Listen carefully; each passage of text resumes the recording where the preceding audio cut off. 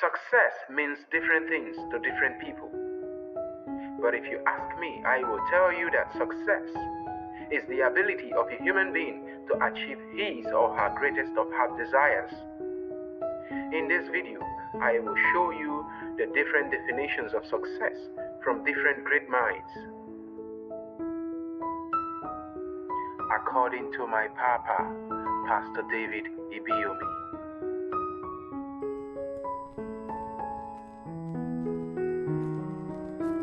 Success has to do with the right positioning and not struggles. If you look at the moon has no light of its own. It positions itself via the sun, and the sun does the whole heat and radiates through the moon. What we call moonlight is simply the sun doing the work and the moon positioning itself. When you are rightly positioned, things just work for you. And I know that today, as you position yourself rightly, things will work in your favor. But hear this truth and hear me well. If you want to be a super success, you must have strong roots. Most times, people want to look at the fruits without looking at the root. Without taking care of the root, the fruits will be useless. If all your concentration is on the fruits, then without taking care of the root, if the root dies, the fruits have no value. True? But people take all their time looking at the fruits without looking at the root of success. It is the roots that bear the fruits and sustains the fruits. So in life, you don't focus on wealth, fame, money. They are all fruits. They are what? Fruits. There are certain things that make those things to come out. People don't focus on those things. What they focus on is the wealth. They focus on the fame. They focus on name it. But those are only fruits. Your qualification, your talent, your position, they don't really matter. It is your values, your character, your root, the foundation that will determine how far you go in life. The most powerful force in the school of success is values.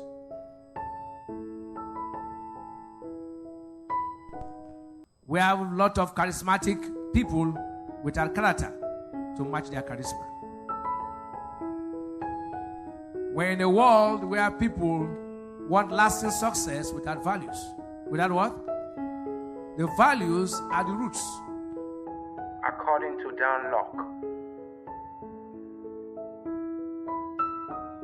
I look at success differently. I think success, my definition of success, is not the only definition, just my definition. I think all success really is having a predetermined plan. A predetermined plan and executing it successfully over a long period of time and having fun doing it. I'll say that one more time. All success really is having a predetermined plan and successfully executing that plan over a long period of time and having fun doing it. It is that simple. Let's say you want to lose weight. You're 200 pounds. You want to get to 180 pounds. And you have a predetermined plan. You're gonna go to the gym, you're gonna work out, you're gonna go on a diet, and you're working towards that plan. You're executing that plan successfully over a long period of time, could be 6 months, a year, 2 years, and you're losing weight from 200 pounds to 190 pounds to 180 pounds, and having a blast doing it, and having a lot of fun during the process. That, to me, in my book, that's a success. That's a successful person. Maybe a single parent, that you're raising a child, right? And you have a predetermined plan, and you're raising that kid, and you're nurturing that child, and eventually she goes to school, and you're teaching him or her the life principles. Being a single parent, I think that is a success. It has absolutely nothing to do with money, because I thought, buying that car, buying that house, or going on that vacation and making that millions of dollars, that's not success. I'll give you a perfect example. A very good friend of mine, he owns a lot of franchises, a lot of different franchises. in Canada. Very wealthy guy. Has a lot of money. Has a lot of car, a lot of toys. Well, the problem is he's been divorced 3 times. 3 times. The kids don't want to talk to him. He's actually kind of like a little bit borderline alcoholic. And you look at him, when every time I see him, he is stressed out. He is not happy. All he could talk about is open up the next location, the next franchise. Open up that next location, make that X amount of dollars. But he's not happy. He goes home just by himself. Kids don't want to talk to him. Wife is not there. Is that a success? In my book, I don't think so. I don't think that's a success at all. I think that's a failure. It's in fact a very, very big failure. So I think money doesn't make you successful. Money just a way you measure by how much value you deliver to the marketplace. So I think especially you young people, sometimes I talk to young people, I think I make X amount of dollars, then I'm successful. It has nothing to do with that. Success is having a predetermined plan. The key word is plan, right? Executing it successfully over a long period of time, meaning having long-term vision, and then just having a lot of fun doing it. Having a lot of fun doing it. That's my definition of success. According to Jim Rohn,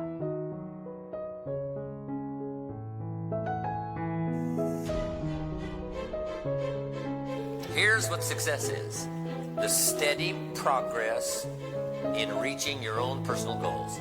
That's what success is. Designing your life like you want it and making steady progress to get there. That is your personal design. So don't let anybody design your life for you, tell you how you ought to live. Let them give you the principles as they see them. Let them give you the truth as they see it. Let them give you their view from their perspective. But then you take that into account and then you go design your own life.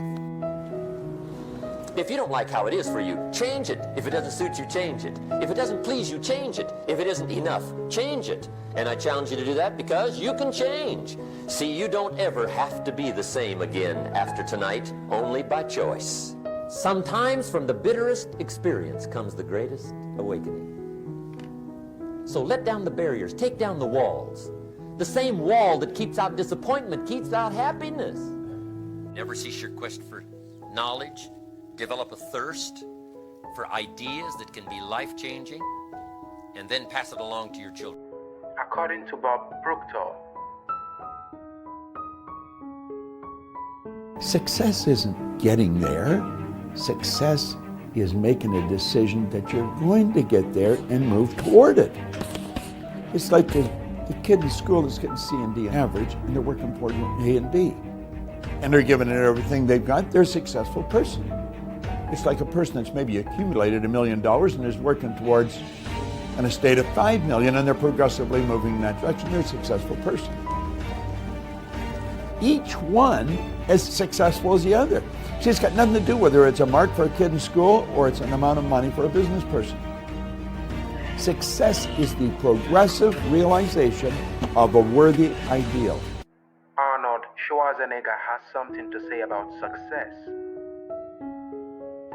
I hate Plan B. And I tell you why. Because we have so many doubters. We have so many of those people that say no and you can't do it, that's impossible. But when you start doubting yourself, that's very dangerous. Because now what you're basically saying is that if my plan doesn't work, I have a fallback plan, I have a plan B. And that means that you start thinking about plan B, and every thought that you put into plan B, you're taking away now that thought and that energy from plan A. And it's very important to understand that we function better if there is no safety net, because plan B becomes a safety net. It says that if I fail, then I fall and I get picked up and I have something else there that will protect me. And that's not good, because people perform better when there's no safety net. People perform better in sports and everything else if you don't have a plan B. I'm telling you, I've never ever had a plan B. I made a full commitment that I'm going to go and be a bodybuilding champion. I made a full commitment that I'm going to be in America. I made a full commitment that I'm going to get into show business and I'm going to be a leading man. No matter what it takes, I will do the work. I will do the work over and over and over until I get it. And the same was in politics and everything like that. So to me, it is very dangerous to have a plan B because you're cutting yourself off from the chance of really succeeding. And the reason, one of the main reasons why people want to have a plan B is because they are worried about failing.